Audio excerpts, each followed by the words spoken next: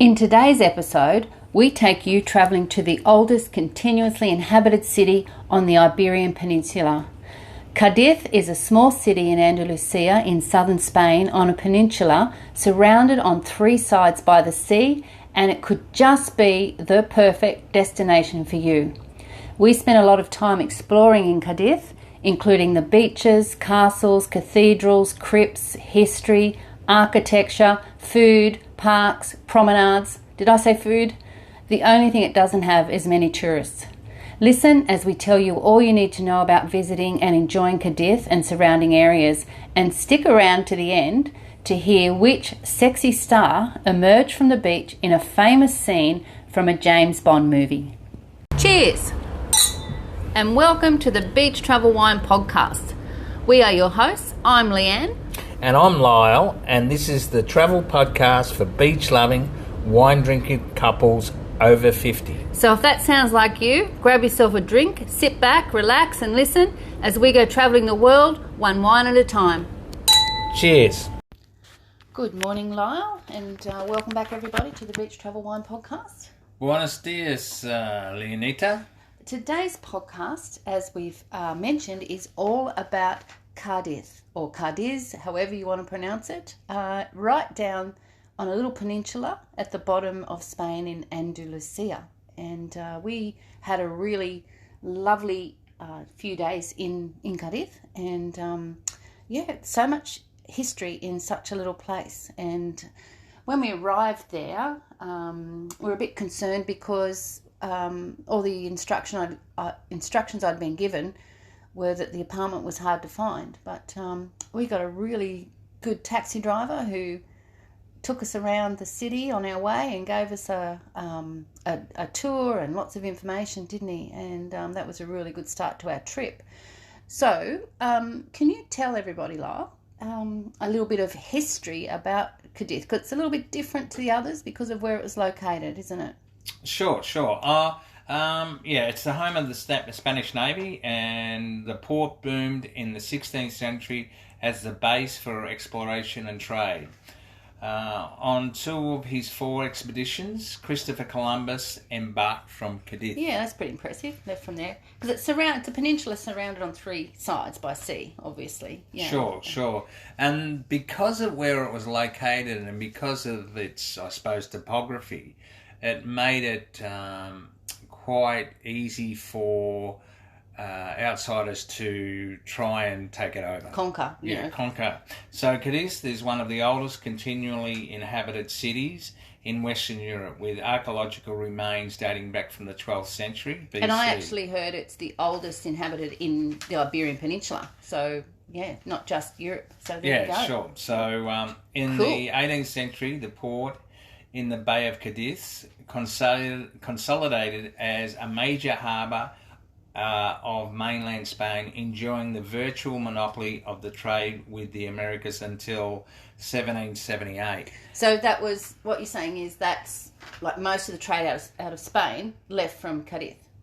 Well, with the Americas, yeah. So okay. What previous to that was Seville, wasn't it? Seville, yeah, up the Guadalquivir River. Guadalquivir River, thank you for that. But what happened, there was the sandbars in the rivers, and it made it very difficult for the ships to get up. So what they were initially doing, they were transferring the goods to smaller ships, right? And up. But then they realised that it just wasn't double handling, mate. Yeah, it wasn't economical. So then it went to Cadiz, and they held that monopoly right through till I think it was 1778. Yeah, so it had a pretty prosperous time there for a while, didn't it, Cadiz? And lots of buildings and things went on. All right, so a little bit more, like it'd have the usual, everybody in and out that most of Spain did. Yeah, all that stuff. Yeah, so look, originally it was the Venetians in 1104 BC, and then the Carthaginians were there, and it had some pretty famous people mentioned in its history. It had Hannibal, and we had Julius Caesar, who granted Roman citizenship to all the inhabitants of Cadiz in 49 BC. Wasn't Sir Francis Drake in there as well? Oh yeah, he well, that comes a little bit later. But Okay. then the Visigoths came in and they overthrew the Romans in the 400s, and then the Romans came back, and then the Visigoths came back, and then the Moors came in 711 to 1262, and then good old friend Alfonso X of Castile in 1262. And pirates too. It got bombarded by So pirates. that was a little bit later. Okay. Towards the 16th century saw the failed raids by the barbarian pirates. Okay. The greater part of the old town was consumed by fire in 1569. A little bit later, then Sir Francis Drake, as you said, came in. And then there was, in 1596, the city was captured by the Anglo-Dutch fleet. Look, you can see it goes on and on and on. Did you tell us how big it was, like the population? It was 117,000. Yeah, so it's in Spanish terms, it's not the biggest city, is it? But it's like lots of. It's all very compact, is what I'm trying to say down there, isn't it? So yeah. So what you'll see there is that because they had the monopoly on the trade with the Americas, that they were, as you said, very, very economically successful. Yeah, they're bringing and what lots of happened money was that a lot of merchants, came from Holland, France, English, and they settled in Cadiz, and they built. What you see now Palatial is these type homes. beautiful buildings. Yeah. And but the one of the things that was curious about that was that they had watchtowers. Yeah, so and there's like over 100 of these watchtowers. So explain what that Well, was. there was 162 originally. They've got photos back and they've counted them up, but So there's they basically currently 133. Built a 2-3 story house with a bit of a rooftop area, which then they put a little tower on. So, and these are the merchants, some of the merchants and people involved in the trade, and they would go up those towers to watch for the ships leaving and coming in. Yeah. So it was basically the merchants to keep an eye on their goods, which is really, when you think about it, it's quite clever. But the end game was that all these palatial properties all over Cadiz. Yeah, and I think where we stayed in Apartamentos Meyer, there was a rooftop bar with a tower on that, and that was a converted one of these houses, because it was literally a block back from the main beach area, which we're going to talk about in a minute as well. Remember that? Like, it was like down the little old street there. Yeah. Well, quite close to a church. And a bell. Yeah, and a bell. Yeah, and the bell. Yeah. We had a couple of evening drinks listening to that bell that sounded like it was right next to us. Any more on the history before we go on to a little bit? I mean, we've got lots of other stuff to talk about the history, but that's the main history of Cadiz, yeah? Sure. I just think that the fact that it was such an economic power, and that the merchants built all these beautiful properties, and of course, obviously, they'd be taxed, which means a lot of the actual council buildings and plaza are very elaborate. Some of the houses aren't as sort of upkept as what they once were, and I quite like that. They have a bit of character to them. Some of those big old homes. As I mentioned before, we did stay in an apartment very close to an area which is quite popular near the beach, and the beach that we were able to walk to, within a couple of minutes, was called Playa de la Caleta, or Caleta Beach, and that's in between two sort of forts, isn't it? So tell us about those, because I've got some really interesting stuff about that beach, but I want to get the facts and figures first. So, well, the two forts, one was the Castillo de Santa Catalina. Yes. Yes. Now, that is on one side of the beach you're talking about, and then there's the Castillo San Sebastian. So the Catalina one, you can actually go in across a little moat almost, and it's like a little city inside, isn't it? There's different buildings, and you were saying now it's used for conventions. Cultural events. Yeah. So there's quite a lot of information. It's like a museum. Museum, really. thank you. Yeah. It's like a museum. Yeah. Look, it. I've got some pictures of that on our website too, because it sort of juts out into the beach. You know, there's a watchtower out over the beach, and the beach is quite small. It's the smallest one, but it's the most popular there too. Sorry. Now, what were you going to say, John? Just that the Castello de Santa Catalina was built in the 17th century. Right. And it is an Italian star-shaped floor plan and served as a military prison. Cool. Yeah. And the other one, though, can you tell us a bit about that one? Basically, is a fortress located on one end of La Cata beach, and a small island, and it is on a small island separated from the main city. Right. But that one's closed, and that's still closed now. Okay. The most popular beach in Cadiz, as I mentioned, is Playa de la Caleta, and is the smallest. And the tide goes out an awful long way. I've got some photos on our website at beachtravelwine.com, which shows these gorgeous little fishing boats just sort of sitting high and dry on the sand, doesn't it? But this beach is famous. Why is it famous? I know. I know you know. Thanks for pretending. This beach is where the stunning, gorgeous, beautiful Halle Berry, you know, that scene where she's in that bikini and she's got the belt around her waist and she walks out of the ocean. And that's in the movie, the James Bond movie, Die Another Day. Well, that was filmed right there. I think I died that day I saw the movie.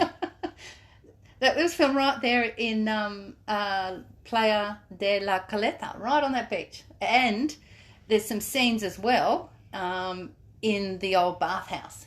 And okay. Yeah, a restaurant. And well, it's a restaurant now, yeah. Yeah, but in the movie it was a restaurant. Okay. Yeah. And the fort that you were talking about, the Castillo de Santa Catalina, that was actually the DNA lab.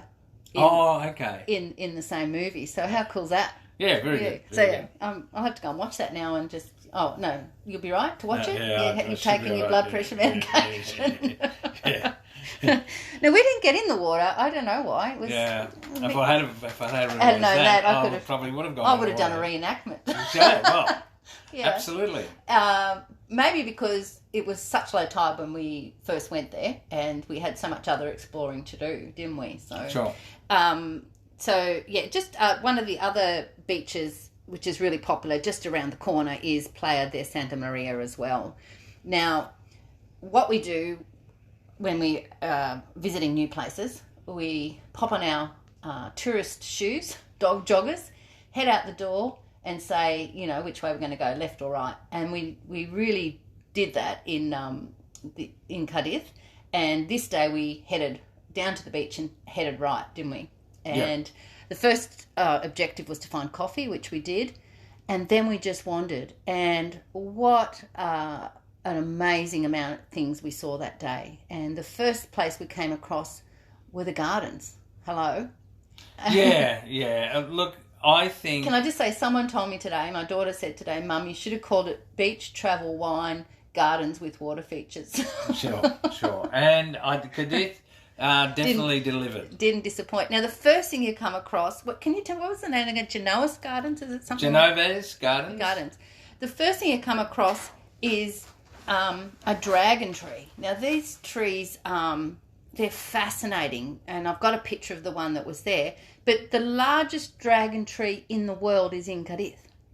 Oh, really? Yeah. So fascinating, right? And it's been moved. In 2015, it was moved to its location, and it survived. So that's pretty exciting. So, but that was the first thing we came across in this park, and then it was built hundreds of years ago. No, the 18th century park. Yeah. A picturesque park known for its large area of plants and trees, plus paths with a waterfall. Okay, but before we got to the waterfall, just these trees, they look like they're a cone. spiral round and round and round and round. And I've got some really nice photos of those in our website and Instagram stories. If you go to the highlights and scroll across, you'll see some of these things we're talking about. But, just if that wasn't enough, you're on the beach, there's a promenade, you're in the garden, big dragon tree, these beautiful sculptured trees, and you can hear the water. Right? And you think, that's a waterfall, is it? And you walk into the garden, and it's like a little mountain, isn't it? Sure. And obviously it's man-made. Yeah. And you can walk under it. And you can walk up on the top of it. Yeah, up over the top and under it. And I've got some pretty cool pictures looking out through the big hole in the cave thing, through the waterfall. But once again, that wasn't the only fun thing in that park, was it? Yeah, well, they're actually in the pool of the waterfall. There's some dinosaurs for the kids, so it's a really, really family-friendly area. We were lucky enough to see a few of the dinosaurs that they'd taken out to obviously do a bit of maintenance, or they were new ones or something. And we snuck in around a back corner, didn't we? And, that's right. We've got some really funny photos, which again are on our website there. And that was a lot of fun walking through that park, wasn't it? And that park's open 7 days a week from 8 a.m. to 9 p.m. And then we're just like, okay, that was fantastic. Let's keep going. And then you come across like a walled promenade, and the wall's sort of right on the edge of the Atlantic Ocean, isn't it? Yeah. And it's got the beautiful tiles in pattern along the wall, and then on the other side of that is like a walkway which has pergolas with the beautiful bougainvillea over it, and the seats with mosaic tiles all over them, and that goes on for a couple of kilometres, doesn't it? Yeah, that's the Paseo Santa Barbara. Now that wall that you're talking about, it's just above hip height. Yes. It's well, whose hip height are we talking? Yeah, fair call. But yeah, I was. It's up to my neck. I was thoroughly blown away with it. It was beautiful. As you say, the tiled promenade,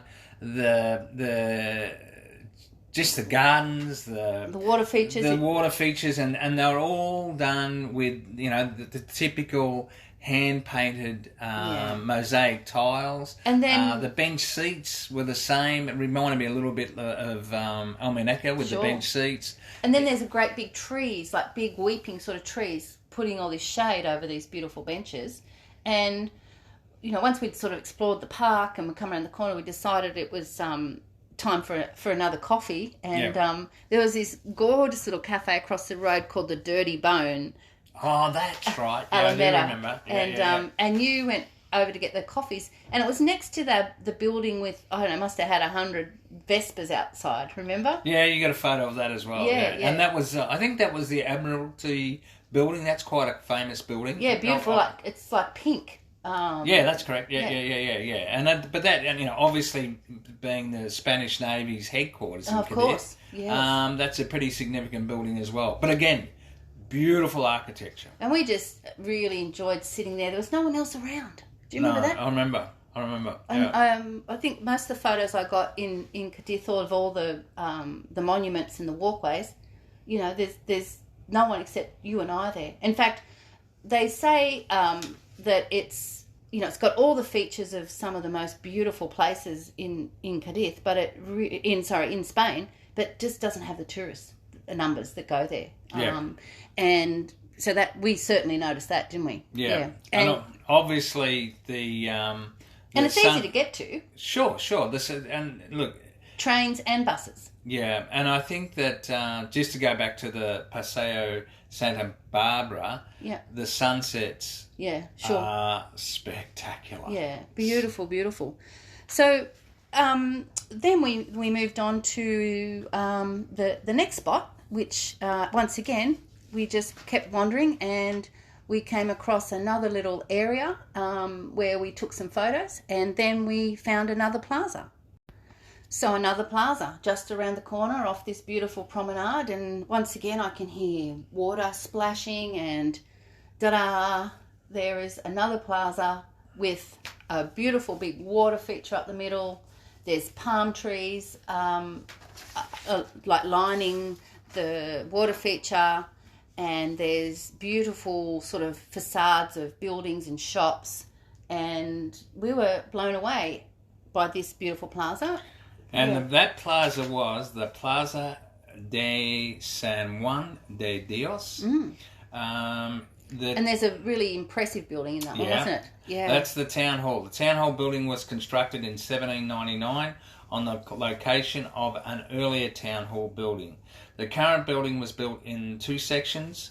Firstly, in 1799 in neoclassical style, and second, Elizabethan style in 1861. Look, it's just the building itself is just monumental.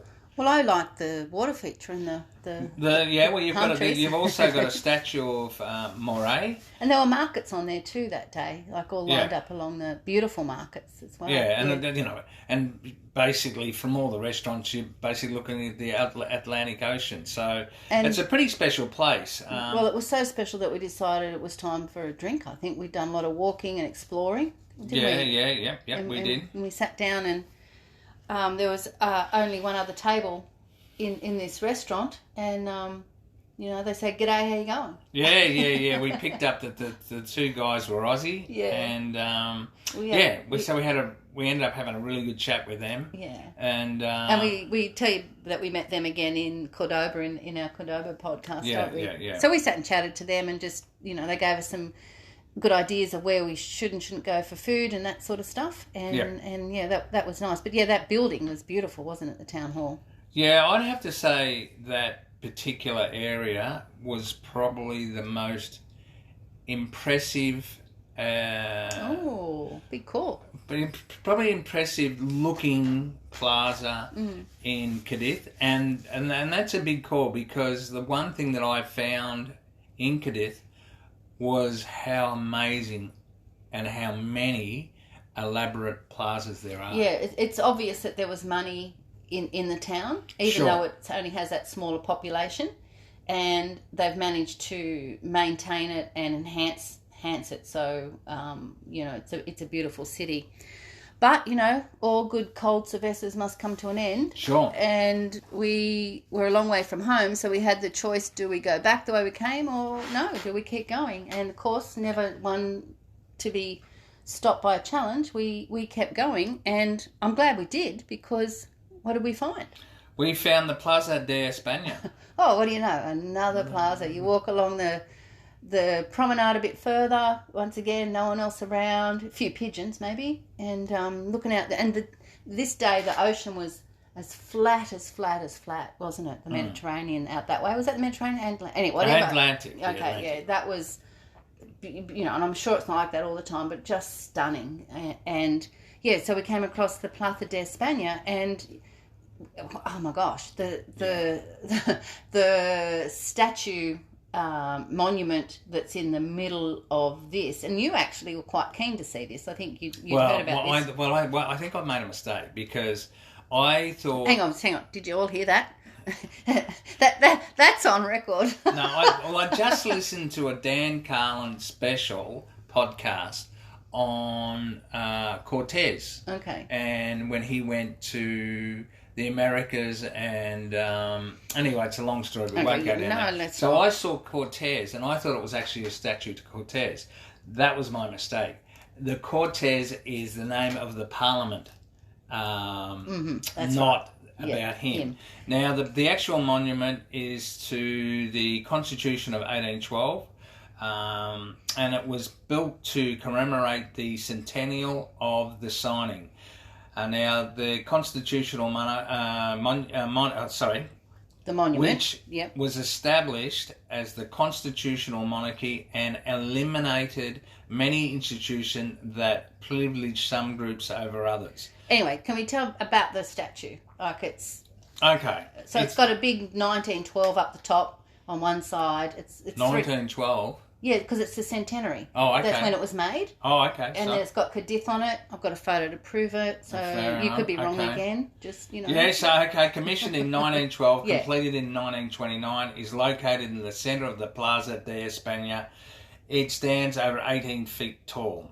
It's 18 metres, I'd say. Well, probably, it could be. Yeah, there's no way it's 18 feet. It's huge. It's built in a semicircular shape. It is. And has an empty presidential chair in the lower level. Yes, correct. The upper part has many inscriptions.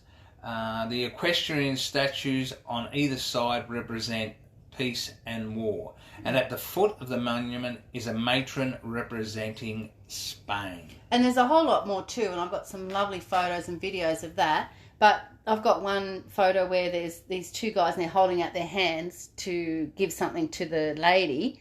And on the hands is a pigeon. That's right. A real life pigeon. Yeah. Well, it's a classic. I remember Mick Kerwin talking about that, saying what a perfect picture. Photo, yeah. So now, and again, around this particular square, there's all these absolutely beautiful buildings, and the one that really stood out to me is called the Casa Torres Cinco. Mm-hmm. Now, it is a hotel now, working hotel. That means 5 towers. Correct.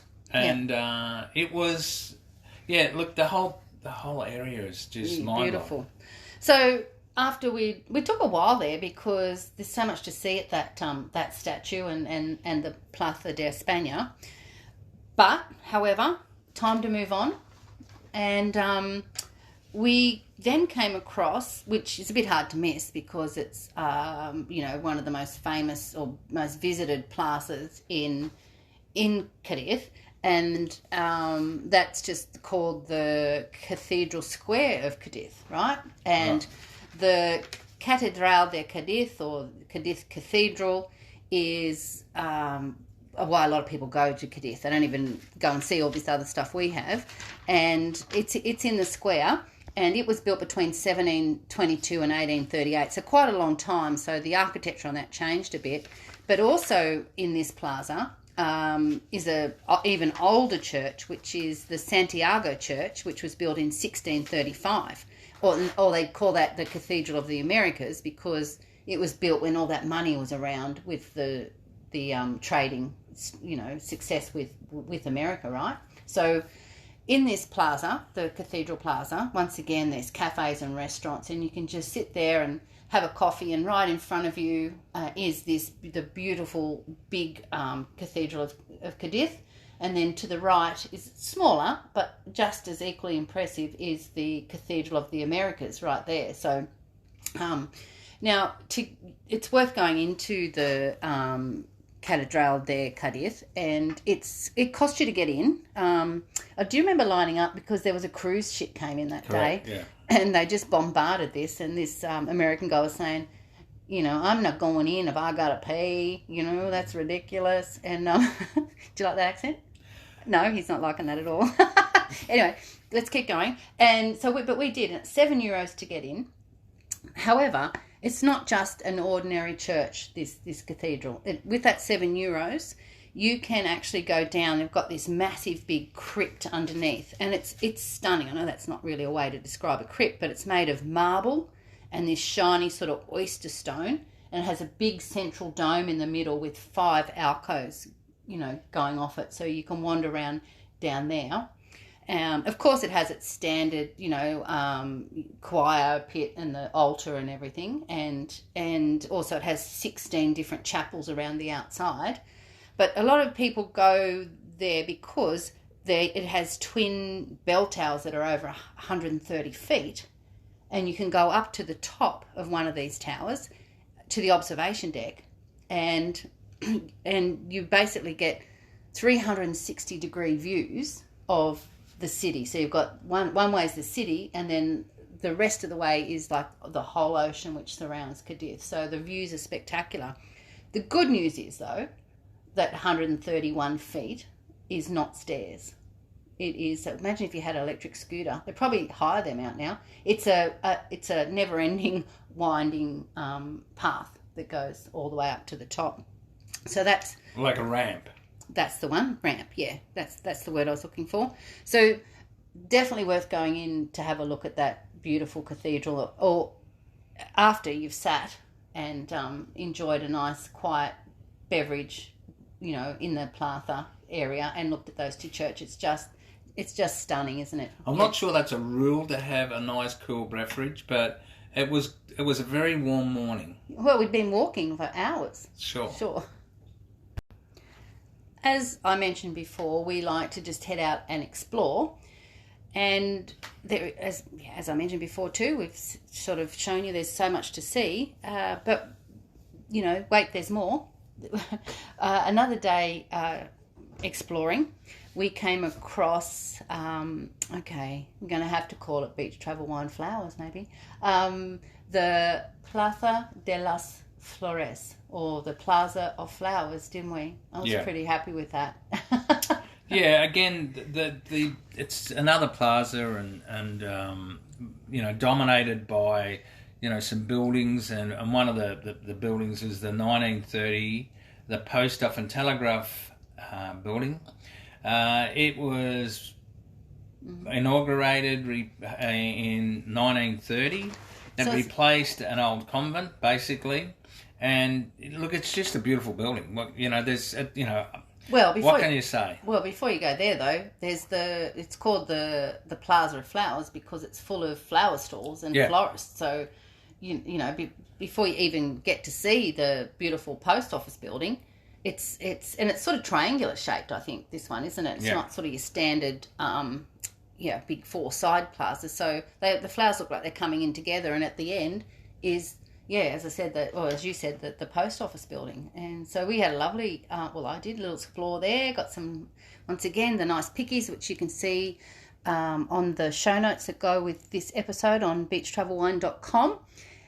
Then it was lunchtime. Yeah, the square is next to the Central Market. Oh, but before you say that, there's a story about the Central Market, isn't there? Yeah, I remember. So we were a bit hungry, and it was lunchtime, and a bit hungry is probably underplaying it. We were starving, and so we walk into the Central Market, and the first thing we see was a basic cafe which sold toasted sandwiches, and I'm like, that'll do. I'm so hungry, so we rushed in and ordered a sandwich with jamón and queso, and it was actually okay, wasn't it? Yeah, we weren't complaining. Yeah, but then. After we finished, we stood up and we went round the corner, and that's when it hit us. We were in a fresh food market, a seafood market, and anyway, tell us about the market, Lyle. Okay. Originally a farmers market dating back to 1890s. You'll find the Mercado Central in the centre of the city. And here you can buy the freshest vegetables, the best fish and meat, and the freshly baked breads, all at seriously low prices. Well, I don't remember the seriously low bread prices, but I do remember the freshest seafood because we had a guy come up and try and sell us, sold us oysters, and they were still in their shells, both shells, and he opened them. Yeah, he was shucking them. Oh, there we are. Oyster shucking. How many oysters can an oyster shuck if an oyster shucker shucks oysters? That was quite good. Thank you. I'm impressed. I made that up on the spot. Yeah, you can tell. You're welcome. You can use that anytime you like. No, I'm not sure I will, but go on. And he was basically shucking the oysters for us to eat. Now, we just had a bit of lunch. We weren't that hungry, but there was no way I was going to... Yeah, well, we thought to ourselves, we went a little bit early. So this guy, he's come up and he's done this, and...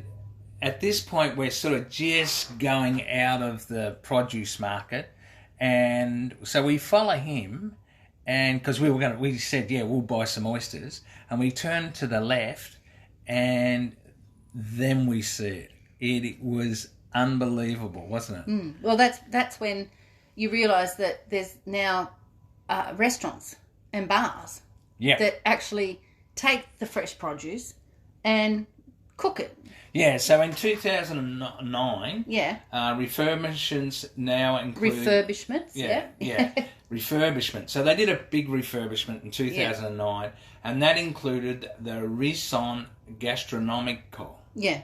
Which is basically all these stores. That's the rincon, which actually means corner or area. Okay. I didn't realise that, but rincon. So it was it was fat. And all it is just all these food and drink, like little stalls. Yeah. And it's where the locals go. Like, it wasn't touristy at all. Was it? So we go around there and we had our oysters, and they were fresh oysters, and they were huge, and they were beautiful. Yeah. And then we stopped and I think we had a beer. A cerveza, and we just sort of observed it, and it was just fabulous. It had, how can I put it? You had stalls that, specialised in paella. We had others that, specialised in Japanese food. Yeah. And I've got a picture of this huge big tuna. Sure. And they were cutting up. And that was at the Cadiz sushi. Yes. Okay. And then they had others that were, specialised in Argentinian food. You had others that just fresh seafood. As you can see, it was lots of food. It was really, really, really well done. And so this market, as we said, is off the Plaza de los Flores. And it's right in the centre of the old town. We've talked about the plazas and things, but we haven't talked about the old town, the historic centre too much. But the thing that was really nice about the old town is there's a couple of famous streets. One is called Columella Street, which is famous for its shopping. And you bought a pair of shoes. I did, and you're not going to believe what brand they were. I do know, though. Dingo. They were Dingo, which is an Australian that's animal. That's the famous shopping street. And then and it's quite narrow, the streets, but then there's one wide street which is called Calle, which means street, ancha, which means wide, and it leads actually up to the Sant Antonio Church. But along this street, there's lots of restaurants, and it was made wide because that's where a lot of people built their palatial homes. And so that's just a stunning street to walk down. It's always decorated, and it's one of the most famous streets. Now, there's also a time of year where Cadiz has a festival, isn't there? And I read where, we didn't see it obviously, but they reckon it's one of the biggest outside of Brazil. I don't know how true that is, but people get dressed up as chickens. Yeah. And there's lots of street performers, and so Cadiz, with all these plazas, just becomes alive with entertainment and all over the place, which is stunning to see. I've looked at that, seen some pictures of that. So if you want to go to Cadiz and see something different, that's the time to go. The other thing that we loved about Cadiz is the food. We did talk about the Central Market just now, but the taxi driver that took us on our way in, he purposely drove us. Are you talking about the most friendly taxi driver in the universe?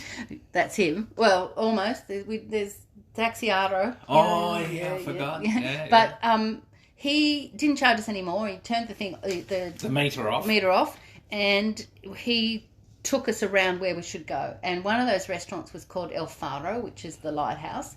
Now, talk about oysters. I've got a picture of these. They're like an animal. They were that big, weren't they? They were huge. Man, oh man, they were to die for. And then one of the other people staying in the apartments where we were was a lovely Irish girl. I met her on the rooftop, and she told me about a restaurant that we should go to called La Candela Tapas Bar. Now, on Instagram, on the story highlights at Beach Travel Wine, you go swipe across the top to Cadiz, and I have filmed every one of the tapas that we ordered.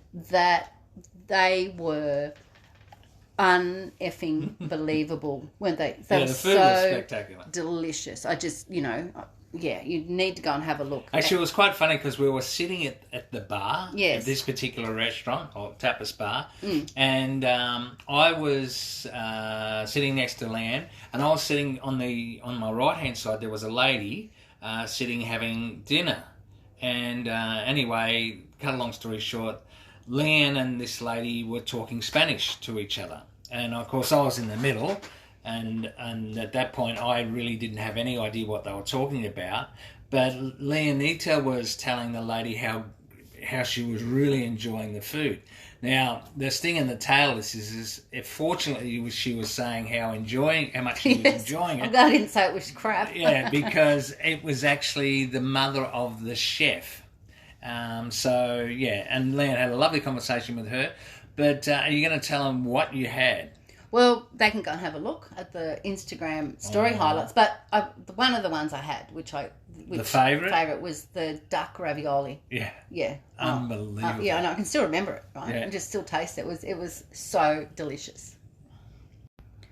Well, in my hurry to tell everybody about the food I love, I forgot to get Lyle to tell us about the Roman theatre.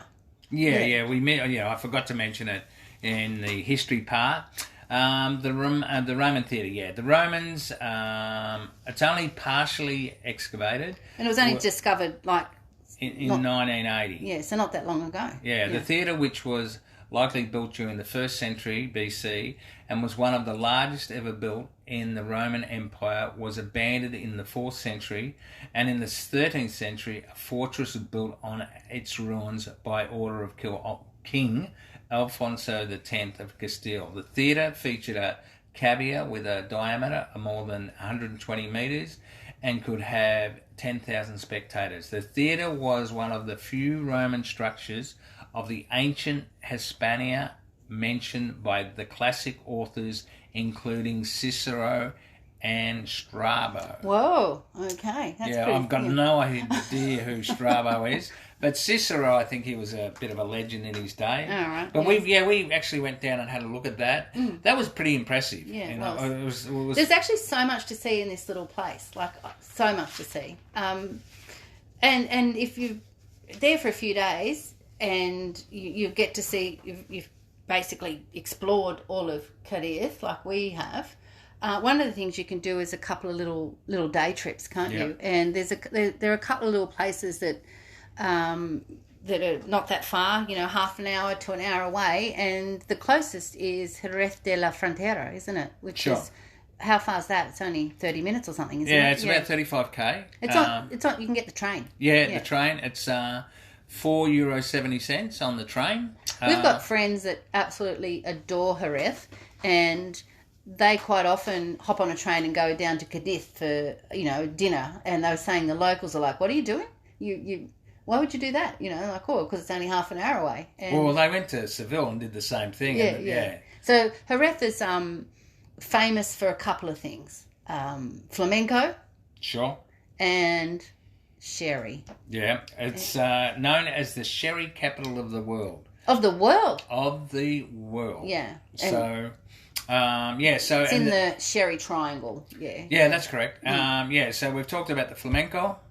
Yeah. Well, there's lots of flamenco bars. Call out to Ronda. Yeah. We've talked about the sherry, and the other thing is, it's the home of the Royal Andalusian School of Equestrian Art, and it's dancing horses, which you love them. You probably already know if you've listened to previous podcasts. I absolutely adore. So, it's Jerez de la Frontera, definitely worth a visit, and it's so close. Yes. One of the other things that's well known about this area is sort of between Cadiz and Malaga, in those provinces, there's 19 hillside white villages to visit, right? Sure. And the one that's closest to Cadiz is only 65 kilometres, is called Arcos de la Frontera, which is the arches of the front, which is the fort. And it's on a hill, and it overlooks the Guadalete River. And very good, Leanne. Thank you. And I've been practicing all morning. And when I wasn't oyster shucking, I was Guadalete River. What did you say, oyster shucking? I did. But in Arcos de la Frontera is the Castle of Dukes, and also the Basilica de Santa Maria, and it's a easy day trip from Cadiz up to one of these white villages, and you know, you can everything in the village is white, and it just glistens in the sun on this hillside. It's just beautiful. So certainly, and you said just Seville. Yeah, Seville's not far. You've got Seville's only about 99k from Cadiz, and even a little bit further, but it's not that much further. It's only 117k to Gibraltar. Okay. And you can catch buses and... Well, we actually travelled from Gibraltar to Cadiz. That's where we were staying before we went to Cadiz. But Seville isn't really a day trip, is it? Like, distance-wise, yes. Oh, well, neither is Gibraltar, I suppose. No. But you know, you can do that. Sure. But both those places are well worth a minimum of 3 days. A minimum, okay. So, you know, I always come to the question of Lyle, in Cadiz, where was your favourite place to have a glass of wine or / cerveza frio? To be honest, it's easy, this one. Oh!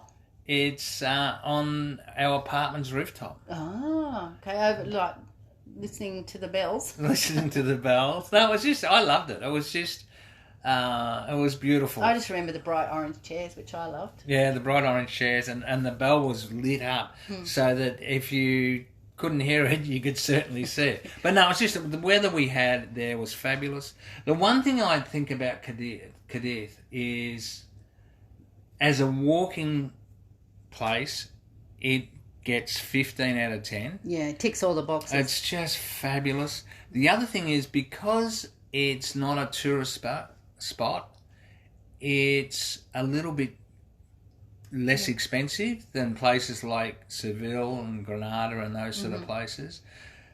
But the quality of the wine and the quality of the food is just as good. Sure. Oh, I'd definitely go back and visit Cadiz. I loved it so much.